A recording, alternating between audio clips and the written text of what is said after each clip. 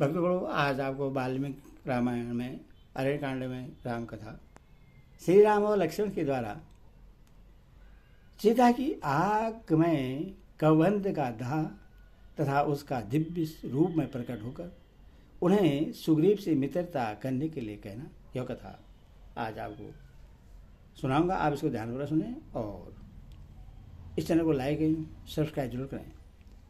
सुनिए। एवं मुक्तो तूरो वीरो कवनधेन नरेश्वरो गिरिपर्दरमासाघौ पावकौ विसर्जन्तुहौ। कौवंत के ऐसा कहने पर उन दोनों वीर नरेश्वर श्री राम और लक्ष्मण ने उसके शरीर को एक पर्वत के गड्ढे में डालकर उसमें आग लगा दी। लक्ष्मण ने जलती हुई बड़ी बड़ी लोकारियों के द्वारा चारों ओर से उसकी चिता में आग लगाई। फिर तो वह सब ओर से प्रज्वलित हो उठी। चिता में जलते हुए कौवंत का विशाल शरीर चर्बियों से भरा होने के कारण घी के लोधे के समान प्रतीत होता था। चिता की आग उससे धीरे धीरे जलाने लगी। तदंतर वह महाबली कौवंत तुरंत ही चिता को हिलाकर दो निर्मल वस्त्र और दिव्य पुष्पों का हार धारण किए धूम रहित अग्नि के समान उठ खड़ा हुआ। फिर वेगपूर्वक चिता से ऊपर को उठा और शीघ्र ही एक तेजस्वी विमान पर जा बैठा।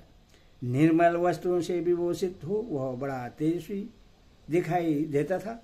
उसके मन में हर्ष भरा हुआ था तथा समस्त अंग प्रत्यंग में दिव्य आभूषण शोभा दे रहे थे। हंसों से जूते हुए उस यशस्वी विमान पर बैठा हुआ महान तेजस्वी कौवंत अपने ही प्रभाव से दसों दिशाओं को प्रकाशित करने लगा और अंतरिक्ष में स्थित हो श्री राम से इस प्रकार बोला, रघुनंदन, आप जिस प्रकार सीता को पा सकेंगे वह ठीक ठीक बता रहा हूँ, सुनिए। श्री राम, लोक में 6 युक्तियाँ हैं जिनसे राजाओं द्वारा सब कुछ प्राप्त किया जाता है।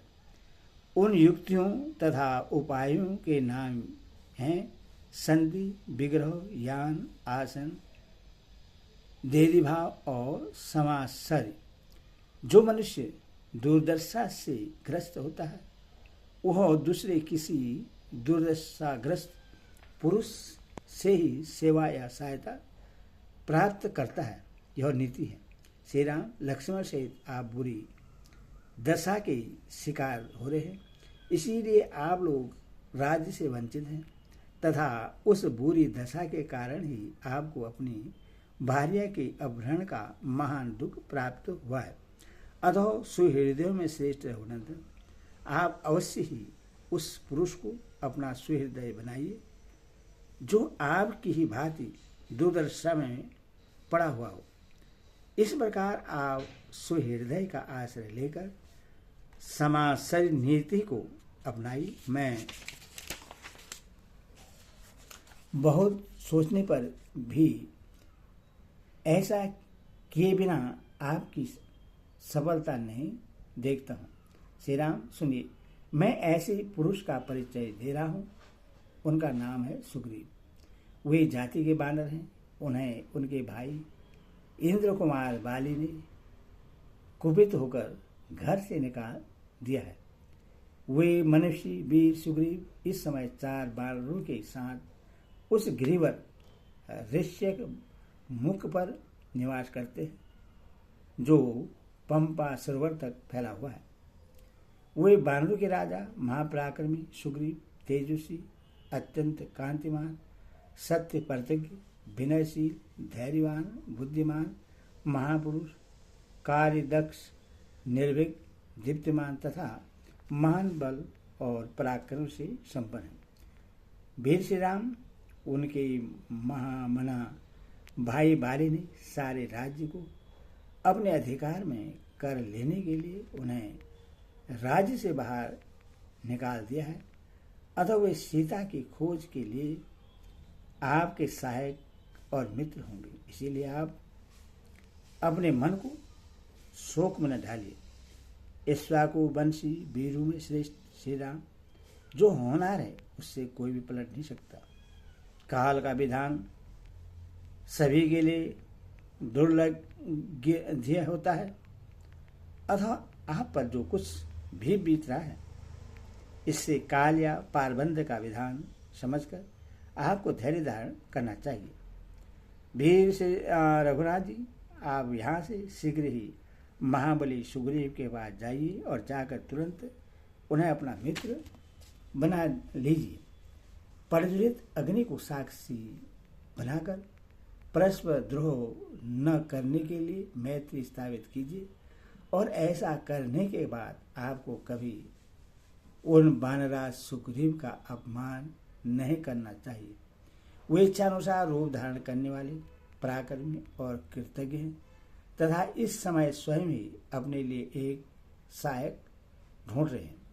उनका जो अभिष्ट कार्य है उससे सिद्ध करने में आप दोनों भाई समर्थ हैं।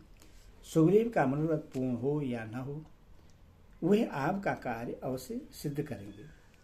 वे ऋषि राजा के क्षेत्रज पुत्र हैं और बाली से संकित रहकर पंपा सरोवर के तट पर भ्रमण करते हैं। उन्हें सूर्य देव का औरस पुत्र कहा गया है। उन्होंने वाली का अपराध किया है, इसीलिए वे उससे डरते हैं।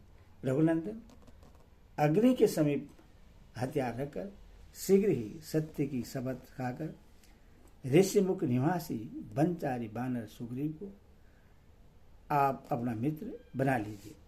कविश्रेष्ठ सुग्रीव संसार में नर मांस भक्षी राक्षसों के जितने स्थान हैं उन सबको पूर्ण रूप से निपुणता पूर्वक जानते हैं।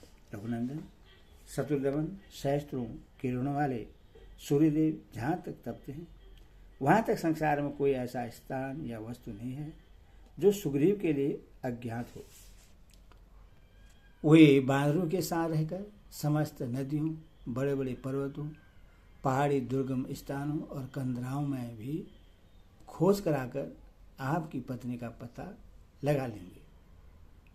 राघव, वे आपके वियोग में शोक करती हुई सीता की खोज के लिए संपूर्ण दिशाओं में विशालकाय बानरों को भेजेंगे तथा रावण के घर से भी सुंदर अंगों वाली मिथिलेश कुमारी को ढूंढ निकालेंगे। आपकी प्रिया सती साध्वी सीता मेरु शिखर की अग्रभाग पर पहुंचाई गई हो या पैताल में प्रवेश करके रखी गई हो, वानर शिरोमणि सुग्रीव समस्त राक्षसों का वध करके उन्हें पुनः आपके पास ला देंगे। इस प्रकार श्री वाल्मीकि निर्मित आर्ष रामायण आदि काव्य अरण्य कांड में 72 सर्ग पूरा हुआ। बोलो श्री रामचंद्र की जय।